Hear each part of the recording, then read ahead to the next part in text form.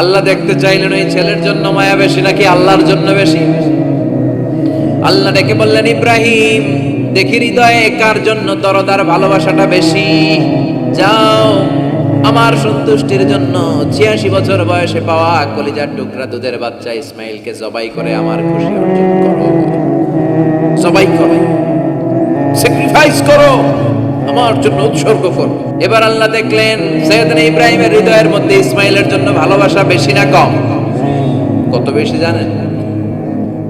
সাইয়েদনা ইসমাইল যখন দুনিয়াতে এসেছে তখন সাইয়েদনা ইব্রাহিম আলাইহিস সালামের বয়স ছিল ৮৬। কত? আপনাকে বাগেরহাটে ৮৬ বছর বয়সে কারো বাচ্চা কাচ্চা হয়? হ্যাঁ, আছে এরকম পালোয়ান? আছে কেউ? নাই। সাইয়েদনা ইসমাইল যখন এসেছে দুনিয়ায় তখন সাইয়েদনা ইব্রাহিমের বয়স কত ছিল? ৮৬। তার মানে ৮৬টা বছর আল্লাহর কাছে কাঁদছে আর দোয়া করছে, আল্লাহ একটা সন্তান দাও দাও দাও, দেয় নাই।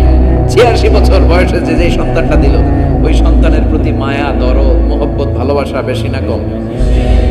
আল্লাহ দেখতে চাইলেন ওই ছেলের জন্য মায়া বেশি নাকি আল্লাহর জন্য বেশি। আল্লাহ ডেকে বললেন, ইব্রাহিম দেখি হৃদয়ে কার জন্য দরদার ভালোবাসাটা বেশি। যাও আমার সন্তুষ্টির জন্য ৮৬ বছর বয়সে পাওয়া কলিজার টুকরা দুধের বাচ্চা ইসমাইলকে জবাই করে আমার খুশি অর্জন করো। জবাই করো, স্যাক্রিফাইস করো, আমার জন্য উৎসর্গ করো। এরপর ওনার ছেলের সাথে কি বললেন আছে না নাই? ফালাম্মা বালাগা মাআহু আস-সা'য়া ক্বালা ইয়া বুনাইয়া ইন্নী আরা ফিল মানামি আন্নী আযবাহুক ফানজুর মাযা তারা। দুধের বাচ্চা ছোট্ট ইসমাইল ডেকে বলে, ও ইসমাইল আমি স্বপ্নে দেখেছি আমি তোমারে জবাই করছি, এখন কি করব? সুবহানাল্লাহ। আমার আব্বা যদি আমার কইতো, আপনার বাবা যদি বলতো, আব্বা তোরে তো দেখছি স্বপ্নে জবাই করি, আমরা কইতাম, আব্বা আমার দেখেন আমার বড়টারে দেখছে। কথা কর। আমরা বলতাম ছোটটারে দেখছেন, ওইটারে জবাই করেন, মাইজাডারে করেন, বড়ডারে করেন, আই ন আই হাইতান ন। সুবহানাল্লাহ কইবেন না? কি বাবা, কি ছেলে! ইন্নী আরা ফিল মানামি আন্নী আযবাহুক ফানজুর মাযা তারা। ইসমাইল স্বপ্নে দেখেছি তোমারে জবাই করতেছি, কি করব কও? সাইয়েদনা ইব্রাহিম এই প্রশ্ন করার পরে সাইয়েদনা ইসমাইল বললেন, ক্বালা ইয়া আবাতি ফাআল মা তুমার। বাবা আপনি স্বপ্নে যা দেখেছেন ঠিক তাই করেন, যা দেখেছেন তাই করেন। আমগো পোলাগুলাও পোলা, ওনার পোলাও পোলা। সাতাজিদুনি ইনশাআল্লাহু মিনাস সাবিরিন। আব্বা আমি তো ডরাই না, আপনি ডরায়েন না। আমি ভয় পাই নাই, আমি ভয় আছে, আপনি ভয় পান কি? আল্লাহু আকবার। কি ছেলে দিয়েছিল আল্লাহ তারে! ইফআল মা তুমার সাতাজিদুনি ইনশাআল্লাহু মিনাস সাবিরিন। ও বাবা আপনি ভয় পায়েন না, ইনশাআল্লাহ আপনি আমারে ধৈর্যশীল দেখতে পাবেন, আপনি আমারে ধৈর্যশীল দেখতে পাবেন। তাহলে ছেলের সাথে কি কথা হয়েছে কোরআনে আছে না নাই? বলতে দেরি, ছুরি নিয়ে গলার মধ্যে ছুরি চালাতে ১ সেকেন্ডও দেরি করে নাই। সুবহানাল্লাহ পড়েন। তার মানে এই পরীক্ষায়ও আল্লাহ বলেন, ক্বাদ সাদ্দাকতার রুইয়া ইন্না কাযালিকা নাজজিল মুহসিনিন। ইব্রাহিম ছুরি আর চালায়ও না। ইসমাইলকে মারা আমার উদ্দেশ্য না, তোমার হৃদয়টা দেখা উদ্দেশ্য। এই ইসমাইল মরে গেলে তো সব ঘটনা উলটপালট লেগে যাবে, কারণ আখিরি জামানার পয়গম্বর বিশ্বনবী মুহাম্মদ রাসূলুল্লাহ সাল্লাল্লাহু আলাইহি ওয়াসাল্লাম এই ইসমাইলের বংশে পৃথিবীতে আগমন করবে। চিল্লায় কোন ঠিক কিনা? ইসমাইলকে বাঁচিয়ে রাখা আল্লাহর জন্য ওয়াজিব, আল্লাহ নিজের জন্য এটাকে আবশ্যক করেছেন। সুবহানাল্লাহ পড়েন। ক্যান ইউ ইমাজিন কি স্যাক্রিফাইস তিনি করেছেন? প্রতিটা পরীক্ষায় পাস। পরীক্ষার ফলাফলে আল্লাহ কি বললেন? তোমার আমি কি বানাইলাম? নেতা। নেতা হওয়া এত সোজা না। লিডারশিপ কোয়ালিটিটা অনেক গুরুত্বপূর্ণ কোয়ালিটি, এটা চাইলেই পাওয়া যায় না। এটা নিজেকে তিলে তিলে পরীক্ষায় উত্তীর্ণ করে, কষ্টি পাথর দিয়ে যাচাই বাছাই হওয়ার পরে নিজেকে প্রমাণ করে করে নেতা হতে হয়। চিৎকার করে বলেন ঠিক কিনা? আল্লাহ বললেন, আমি আমার খলিলরে খালি পরীক্ষার উপর পরীক্ষা নিলাম। যারে আল্লাহ ভালোবাসে বেশি তার জীবনে পরীক্ষাও। বিশ্বনবীরে আল্লাহ বুঝাতে চাইলেন, ও আমার নবী আপনার জীবনটা পরীক্ষাময়। এত পরীক্ষা দেখে বিচলিত হওয়ার কিছু নাই, টেনশনে পড়ার কিছু নাই, নিরাশ হওয়ার কিছু নাই। আপনার পিতা ইব্রাহিম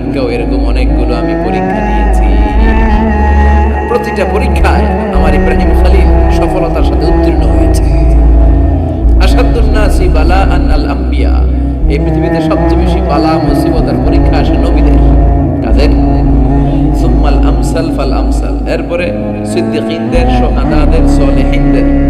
ইবতালা আর-রাজুলু হাসাবা দীনি, ব্যক্তির দিনদারি যত বেশি তার উপর আল্লাহর পরীক্ষা। এজন্য মুমিন পরীক্ষাতে ভয় পায় না, মুমিন কখনো বিচলিত হয় না, মুমিন ভরসা রাখে একজনের উপর। চিল্লায় বলেন তিনি কে?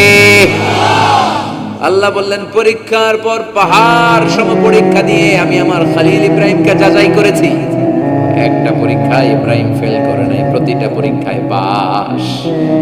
এগুলো বলে বলে বিশ্বনবীর আল্লাহ সান্ত্বনা দিচ্ছেন, নবী ওরা আপনারে গালি দেয় জাদুকর বলে, ওরা আপনারে গালি দেয় গণক বলে, ওরা আপনারে কবি বলে গালি দেয়, ওরা আপনারে পাগল বলে গালি দেয়, একটার পর একটা পরীক্ষায় আপনি জর্জরিত হচ্ছেন। নবী আপনার পিতা ইব্রাহিম তার চেয়েও বেশি পরীক্ষায় পড়েছে।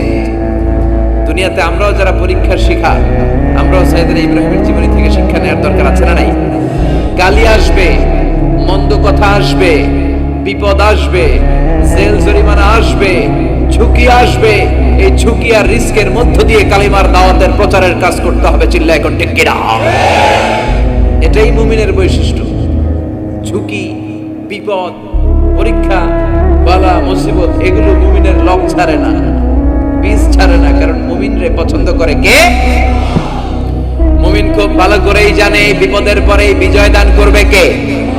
রাত্রি যত গভীর হয়, সুবহে সাদিকের সময় কাছে আসতে থাকে, গর্ভবতী নারীর পেটের ব্যথা যত বাড়তে থাকে, নতুন মেহমান দুনিয়ায় আসার সময় ঘনাতে থাকে, তেমনি ইসলামের পক্ষে যারা কথা বলে তাদের উপর বিপদ, ঝুঁকি, অত্যাচার, অনাচার যত বাড়তে থাকে, কালেমার বিজয়ের সময়টাও কাছে আসতে থাকে, কাছে আসতে থাকে। এই নাজরানা আমাদেরকে দিতে হবে, পরীক্ষায় আমাদেরকে সাইয়েদনা ইব্রাহিমের মতো উত্তীর্ণ হতে হবে। জালিমরা বেশি দিন থাকতে পারে না, এটা ইতিহাস সাক্ষী। কথা বলেন, যারা জুলুম করে তাদের জন্য তো সাহায্য নাই, যারা মাজলুম তাদের জন্য সাহায্য। বদরের প্রান্তরে 313 জন মাত্র দরিদ্র, গরিব, মাজলুম সাহাবী, তাদের জন্য আকাশ থেকে ফেরেশতা দিয়ে নুসরাত সাহায্য করেছে কে? তার মানে মাজলুম আল্লাহর পক্ষে আর জালিমের বিপক্ষে, ঠিক কি না? জালিমের জন্য কোনো সাহায্য নাই, বরং দুনিয়ায় যারা জুলুম করে তাদের ক্ষমতা বেশি দিন থাকে না। ফেরাউন বেশি দিন থাকে নাই, থাকছে? নমরুদ বেশি দিন থাকে নাই, থাকছে? থাকতে পারে না। যারা দুনিয়াতে রক্ত ঝরায় এরা থাকতে পারে না, বরং যাদের রক্ত ঝরে তাদেরকে আল্লাহ বিজয় দিয়ে দেয়। আর যারা রক্ত ঝরায় এদের শেষ রক্ষাও হয় না, এরা জান নিয়ে পালাবার সুযোগ পায় না। কথা বলেন, এজন্য পরীক্ষা আসলে মুমিন ভয় পাবে। মুমিনের হৃদয়ে ভয় আছে কার? চিল্লায় বলেন, আল্লাহর ভয় নিয়ে থাকতে হবে। সাইয়েদনা ইব্রাহিমকে একটার পর একটা পরীক্ষায় আল্লাহ ফেলেছেন, একটার পর একটা পরীক্ষায় আল্লাহ ফেলেছেন, কিন্তু এই পরীক্ষায় তিনি গোল্ডেন এ প্লাস। সুবহানাল্লাহ। রব্বুল আলামিন বলেন, ওয়া ইয বিতালা ইব্রাহিমা রাব্বুহু বিকালিমাতিন ফাতাম্মাহুন্না ক্বালা ইন্নী জাঈলুকা লিন-নাসি ইমামা। ও খলিল, একটার পর একটা পরীক্ষা আমি তোমার জীবনে নিয়েছি। বিশ্বনবীরে বললেন আমার ইব্রাহিমের উপর একটার পর একটা পরীক্ষা আমি নিয়েছি, ইব্রাহিম প্রতিটা পরীক্ষায় পাস। আর খুশি হয়ে আমি বললাম, ইব্রাহিম আমি তোমার নেতা বানিয়ে দিলাম। আল্লাহ put Sayyidina Ibrahim in some tests and trials, and Sayyidina Ibrahim successfully overcome all the tests. Allah said, Ibrahim, I'm gonna make you the leader. Ibrahim, আমি তোর লিডার বানাই দেব, এই ফলাফল স্বরূপ তোমার আমি গোটা বিশ্বের নেতা বানাই দিব। I'm gonna make you the leader. এজন্য সাইয়েদনা ইব্রাহিমকে নেতা বানাই দিলেন কে? একটার পর একটা পরীক্ষা তিনি দিয়েছেন। একটাও সাধারণ পরীক্ষা ছিল না, সব ভয়ঙ্কর পরীক্ষা। পরীক্ষাগুলো ছিল অগ্নি পরীক্ষা, পরীক্ষা নাম্বার 1 ইলকাউহু ফিন্নার, আগুনের পরীক্ষা। নমরুদ বলে, ইব্রাহিম ঈমান ত্যাগ করো, না হলে আগুনে ফেলবো। কোথায় ফেলবো? সাইয়েদনা ইব্রাহিম বলে, আমার জীবন যাবে কিন্তু ঈমান যাবে। ঈমানের পথে অবিচল থেকে আমার মরণ যেন হয়। তোমারই কাছে মিনতি আমার, তোমারই কাছে মিনতি আমার, মহামহিম দয়াময়। ঈমানের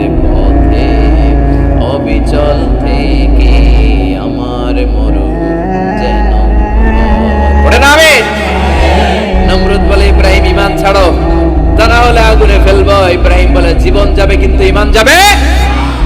তার মানে পরীক্ষায় পাস। আগুনে ফেলে দেয়া হলো, ঈমান হারা করতে পারে নাই নমরুদ। তার মানে আগুনের পরীক্ষায় নাকি ফেল না পাস? পরীক্ষা নাম্বার 1। পরীক্ষা নাম্বার 2 আল্লাহ বললেন ইব্রাহিম কলিজার টুকরা সন্তান ইসমাইলকে আর প্রিয়তমা স্ত্রী হাজারকে মক্কার ধুধু প্রান্তরে রেখে আসো, যেখানে কোনো মানুষ নাই, কোনো পাখি নাই, কোনো প্রাণী নাই, কোনো খাওয়ার পানিও নাই, কেউ নাই, জনমানব শূন্য এলাকার মধ্যে ফ্যামিলির সবাইকে রেখে আসো, ইসমাইলরাও রেখে আসো, হাজারকেও রেখে আসো। কোনো টু শব্দ করলেন না, সাইয়েদনা ইব্রাহিম কিছু জিজ্ঞাসা করলেন না, বলার সাথে সাথে ওনার স্ত্রী আর কলিজার টুকরা বাচ্চাটারে মক্কার ধুধু প্রান্তরে রেখে দিয়ে আসলেন। এই পরীক্ষায়ও কথা বলেন, এই পরীক্ষায়ও আমাদেরকে যদি আল্লাহ বলে যাও তোমার সন্তান তোমার স্ত্রীকে রেখে আসো সাহারা মরুভূমিতে, পারবেন? হ্যাঁ, কি পরীক্ষা দিয়ে আল্লাহর প্রিয় হয়েছে। তার মানে আগুনের পরীক্ষায় পাস, ফ্যামিলি বিসর্জন দেওয়ার পরীক্ষায় পাস।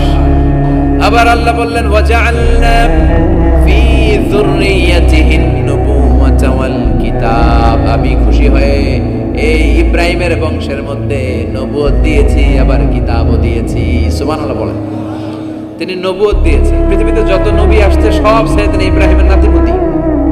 সব কি বিশ্বাস হয় না?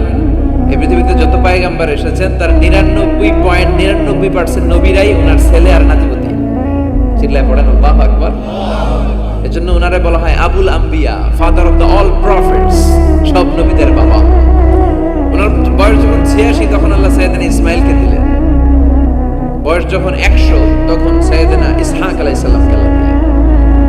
এইদিকে ইসমাইল, এদিকে সবাই বলেন এদিকে, এদিকে সবাই বলেন এটা এটা ইসহাক। পৃথিবীতে যত নবী এসেছে সব ইসহাকের চ্যানেলে এসেছে।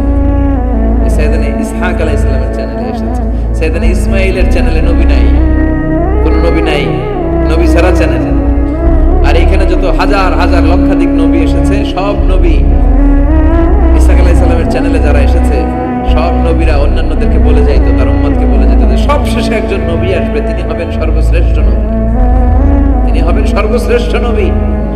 তো এদের এই চ্যানেলে এত নবী, এরা ভাবছে ওই সর্বশেষ নবীটাও এদিক দিয়েই আসবে।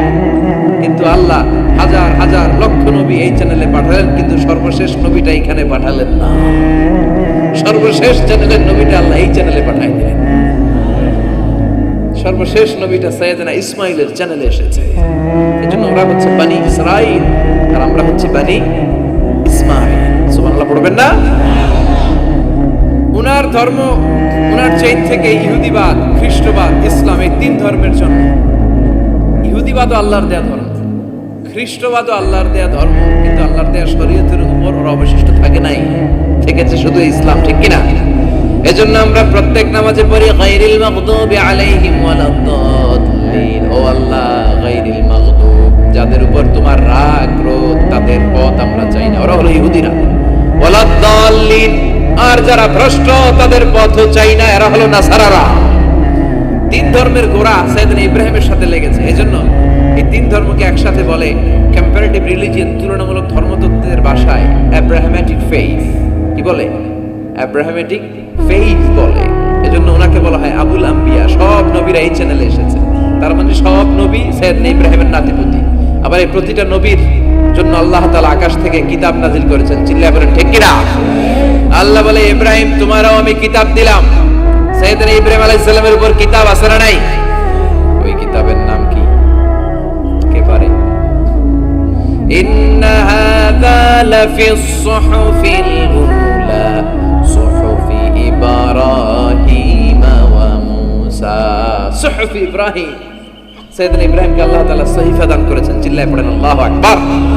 আবার এই নবীর নামে আল্লাহর কোরআনে একটা সূরা আছে না নাই? কথা কন, কি নাম সূরা? সূরা আলিফ লাম রা। কিতাবুন আনজালনাহু ইলাইকা লিতুখরিজান নাসা মিনাল যুলুমাতি ইলান নূর। সুবহানাল্লাহ পড়েন। আলিফ লাম রা। I have revealed this holy and sacred book unto you in order to lead the mankind out of darkness into the light. ও নবী, আমি এই কিতাবকে আপনার কাছে পাঠিয়েছি অন্ধকারাচ্ছন্ন মানুষগুলোকে অন্ধকার থেকে আলোর দিকে নিয়ে যেতে। এই কোরআনের ভেতরে আলো আছে না নাই? সবকিছুর সমাধান আছে না নাই? সমাধান চাও যদি জীবনে মরণে ফিরে যাও, যে নাও চোখ রাখো কোরআনে। সুবহানাল্লাহ পড়েন। চোখ রাখবেন কোথায়? নাকি মোবাইলে, না টিভিতে, না এটিএন বাংলার পর্দায়? আসিতেছে আগামী শুক্রবার রঙিন পর্দায়, চোখ রাখুন এটিএন বাংলা। এটিএন বাংলায় চোখ রাখবেন? কই রাখবেন?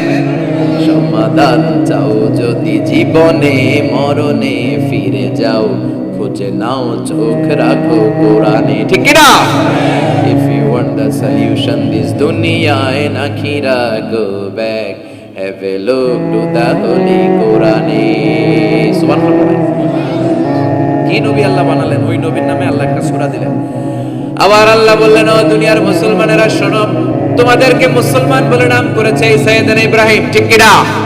আবার এই নবী সাধারণ কোন নবী নয়, এই নবী হলো তোমাদের জাতির পিতা। আমাগো জাতির পিতা কেডা? কথা কর আরো জোরে, সবাই মিলে বলে, মিল্লাতা আবিকুম ইব্রাহিম হুয়া সাম্মাকুমুল মুসলিমিন। মিল্লাতা আবিকুম ইব্রাহিম, তোমাদের জাতির পিতার নাম, আমাদের জাতির পিতার নাম। ওয়া সাম্মাকুমুল মুসলিমিন, তিনিই তোমাদেরকে মুসলমান নামকরণ করেছেন। আবার আল্লাহ বললেন, আসলিম ইব্রাহিম, তুমি সবাইরে মুসলমান বানাও, আগে নিজে মুসলমান হও। আসলিম ক্বালা আসলামতু লিরাব্বিল। ও ইব্রাহিম, তুমি মুসলমান হও বলার সাথে সাথে ইব্রাহিম বলে, আল্লাহ দেরি নাই, আমি মুসলমান হয়ে গেলাম। ইহুদিরা দাবি করতো সাইয়েদনা ইব্রাহিম নাকি ইহুদি, নাউজুবিল্লাহ পড়বেন না? খ্রিস্টানরা দাবি করতো সাইয়েদনা ইব্রাহিম নাকি খ্রিস্টান।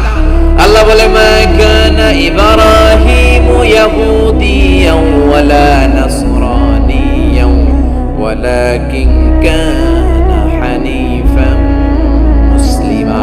আল্লাহ বলে, আমার ইব্রাহিম ইহুদি নয়, আমার ইব্রাহিম খ্রিস্টান নয়, আমার ইব্রাহিম পাক্কা মুসলমান। হানিফান মুসলিমা, পাক্কা মুসলমান, ওনার ইসলামে কোনো সন্দেহ। এজন্য আল্লাহ খুশি হয়, ওনার একটা উপাধি দিলেন। উপাধিটা হলো লা হালিম। ইন্না ইব্রাহিম লা হালিমুন আওয়াহুম মুনিব। আমার ইব্রাহিম সহনশীল, আমার ইব্রাহিম ভদ্র। সুবহানাল্লাহ। আমাদের বাংলাদেশে, আমাদের মুসলমানদের মধ্যে এটা সবচেয়ে বড় অভাব, সহনশীলতা আমাদের নাই। কথা কর, নিজে যেটা বুঝি ওইটাই। আমি তাবলীগ করি, আমি মনে করি আমি হক, বাকি সব বাতিল। এই সমস্যাগুলো বাগেরহাটে আছে না নাই? হ্যাঁ, আমি যদি জামাত ইসলাম করি, আমি মনে করি আমি হক, বাকি একটা দলরা আমি হক বলতে চাই না। আছে না এরকম? আমি আহলে হাদিস, সো আমি হক, আর বাকি যা আছে সব বাতিল। আমি কওমি, তো আমি ভালো, আলিয়া সব খালিয়া। কথা কর। আবার আমি আলিয়া, আমি ভালো, কওমিয়া সব শেষ। এই ঠেলাঠেলি এই দেশে আছে না নাই? এক ইসলাম, এক নবী, এক কোরআন, এর কোনো সহনশীলতা নেই। সে অন্য নেশাবে পড়ুক, সে অন্য মতদর্শের হোক, সে তো আমার ভাই। সবচেয়ে বড় পরিচয়, সেও মুসলিম, আমিও মুসলিম। এই চিন্তাটুকু নাই। আল মুমিনুনা ইখওয়া, ব্রাদারহুড, ভ্রাতৃত্বের এই বন্ধনটা আমাদের মধ্যে নাই। আমরা একে অপরকে গালিগালাজ করতে দেরি করি না, একটু চিন্তা করি না। কাফের বলে ফতোয়া দিতেও দেরি করি না। কথা কর, ফতোয়া আছে না নাই? কয় তুই কাফের 10 কারণে, তুই কাফের 20 কারণে, তোর দাদা কাফের, তোর নানা কাফের, তোর পীর সাহেব হুজুর কাফের। আছে না নাই? তোর এই কাফের পীর সাহেব মারা গেলে, এই পীর সাহেবের যে কবরে শোয়ানো হবে, ওই কবরের উপরে যে ঘাস উঠবে, ওই ঘাস যে গরু খাবে, ওই গরুর যে দুধ খাবে, ওইটাও কাফের। আছে না নাই? খালি ফতোয়াবাজি। আল্লাহ বললেন, আমার ইব্রাহিম ফতোয়াবাজি করে নাই। ইন্না ইব্রাহিম লা হালিমুন আওয়াহুম মুনিব।